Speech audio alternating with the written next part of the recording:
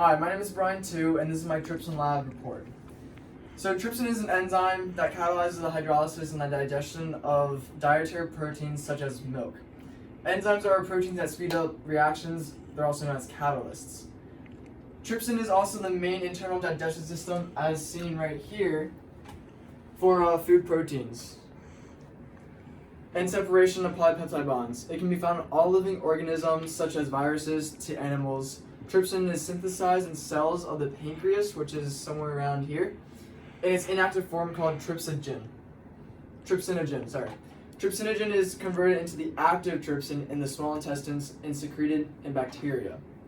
So with trypsin and it being in the intestine body with a pH of 8, we wanted to our question was basically what pH environment what is trypsin's optimal pH level?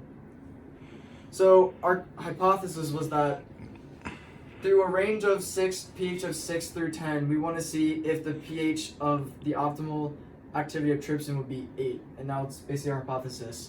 And so by keeping temperature, salinity the same, which is our constant variables, we hypothesize that the activity of enzyme trypsin will differ based on pH levels. The ideal pH level will be in range of 8 with the 6 to 10 with the optimal pH being 8, just like the small intestine. So during our procedure, our lab materials, we basically had 30 sterile microtubes, and each tube had a consistent content of 450 microliters of 0.15 micromoles of NaCl, 20 millimoles of tris hydrochloric acid, and that was just our reaction buffer for each of the microtubes. And then also an addition of 500 microliters of azocasein. And then in the 3 of the 5 microtubes we did negative controls.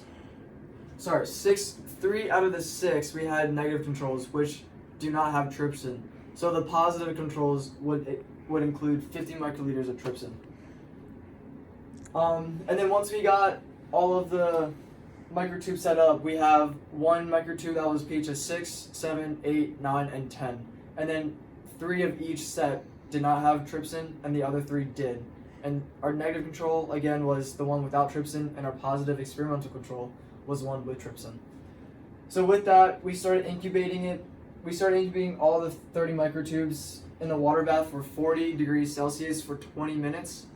And then after that, we added 500 microliters of the 10% trichloric acetic acid to all of the 30 microtubes, just so that we could stop the reaction and the participate can be settled. To settle the participate even more and get the supernatant, we centrifuged it at 4,000 RPMs for 10 minutes, just so we made sure that every pellet was like stuck to the bottom. 14,000 RPMs, because it's really fast. And then after we're done with that, we want to make sure like if we had any more stuff in the supernatant, so if we needed, we'd centrifuge it again for another 5-10 minutes-ish. And then after we did that, we set up the spectrometer at 440 nanometers, because that is where the substrate azocasein is catalyzed, and that's where we can detect the azocasein dye and detect absorbance at 440 nanometers. Once we did that, we collected 700 microliters into the cuvette, and we inserted it into the spectrometer, and we found our absorbance and all that fancy stuff. So after we did that, we collected all the results and we made these 2 data graphs. So this is the P table. So as you can see, the standard error bar of pH 8 does not overlap with those pH of 6, 7, and 10, but the standard error bar of pH 9 do overlap, which is very good. That means our experiment was very, very close. So with that said, comparing the data sets, pH of 8 to pH of 6, it was not significantly different, so that means nothing really happened there. And then from pH of 8 to pH of 7, it was significantly different, as well as the one above, sorry. but the pH of 8 and pH of 9 were not significantly different, so that means that the amount of levels of trypsin enzyme activity was around the same. And then the pH of 8 to pH of 10 was significantly different, so we know that trypsin was not active in that pH level. So our discussion was that our experiment results did not support the hypothesis according to our t-test because pH of 8 and 9 are not significantly different. But according to lab group A and B, their optimal temperature for enzyme activity was around 50 to 60 degrees Celsius. According to group F, salinity and enzyme activity had an inverse relationship, therefore the lower salinity would prove to be more optimal. And group C had the same temperature as us, or the same pH level, since they did pH as well. So in our conclusion, our control temperature was less than, never mind, we're not doing that one.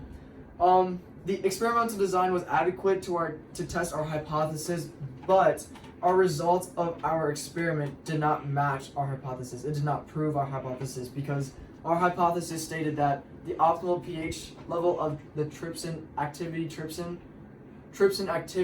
would be pH of 8, but in our t-test it showed that the activity of trypsin was active in both pH of 8 and 9. Our results may differ due to another group who also did a test of pH because our pipetting skills might have been different, we had bubbles in it, or just our temperature that they bathed their water at was different than ours. Many different mistakes could have been made in both ours. This experiment was better than our first attempt because due to the different pH levels we tested, we had 5 microtubes total. We had 4 microtubes, sorry. We had 3 experimental, and then 1 negative control, which is not right because we need 3 for accuracy. And then bacteria is likely to grow in the neutral pH. However, they can grow at higher pHs such as 8 or 9, but they will grow slowly. So bacteria thrives in neutral pH such as 7 and 8.